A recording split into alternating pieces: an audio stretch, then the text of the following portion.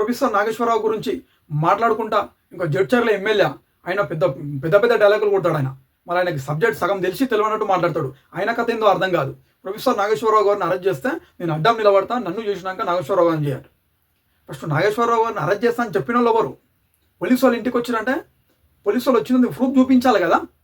Police వాళ్ళు ఏడొచ్చారు, అవాకులు చెవాకులు కొంతమంది మాట్లాడితే ఆ మాటలను పట్టుకొని రెచ్చగొట్టే ప్రయత్నం చేస్తారు. ఈరోజు నీలాంటి ఒక శాసనసభ్యుడు చెప్పాలి, మీ ఇంటికి పోలీసు వాళ్ళు వచ్చినప్పుడు చెప్పు, కరెక్ట్ అయిన రిపోర్ట్ ఉంటే దాని గురించి మాట్లాడని.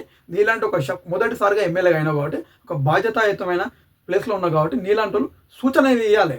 కానీ ఉల్టా తిరగబడి మీ ఇంటికి వస్తా, నేను అడ్డం నిలబడతా, పవన్ కళ్యాణ్ గారు ప్యాకేజ్ ఇస్తారు, అక్కడ ప్యాకేజ్ తీసుకోండి, ఇక్కడ ప్యాకేజ్ తీసుకోండు అని అంటున్నావు కదా.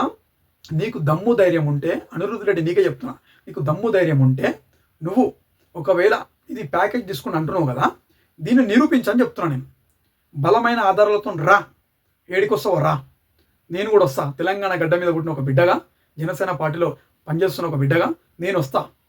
ఎక్కడెక్కడ ప్యాకేజ్ తీసుకుంటూ చూపించకపోతే నువ్వు ప్యాకేజ్ తీసుకొని ఎమ్మెల్యే గెలిచినటువంటి వ్యక్తివి. ఈరోజు జడ్చర్ల నియోజకవర్గంలో ఎట్లా గెలిచినావు తెలియదా ప్రజలందరికీ? ఎన్ని పైసల మంచి గెలిచినావు తెలియదా నువ్వు ప్రజలందరికీ? నువ్వు కూడా ఈరోజు చిలక పలుకులు పలుకుతున్నావు అంటే అది నీ జడ్చర్ల నియోజకవర్గంలో ఉన్నటువంటి ప్రజలు కూడా నేను గమనిస్తున్నారు. నిన్ను వచ్చే ఎలక్షన్లో కూడా తిప్పి కొడతారని చెప్పి కూడా నేను జనసేన పార్టీ తరఫున తెలియజేస్తున్నాను. పవన్ కళ్యాణ్ గారి గురించి ఎన్నిసార్లైనా మాట్లాడు, నువ్వు హైలైట్ అయిదాం అనుకుంటున్నావు, కానీ ఎంత మాట్లాడినా కానీ హైలైట్ అయ్యే పరిస్థితి లేదు. ప్రజలు నేను వేరే చూపులతోనే చూస్తున్నారు, ఆ చూపుకే నేను అంకితం చేస్తారని చెప్పి కూడా నీకు తెలియజేసుకుంటున్నాను.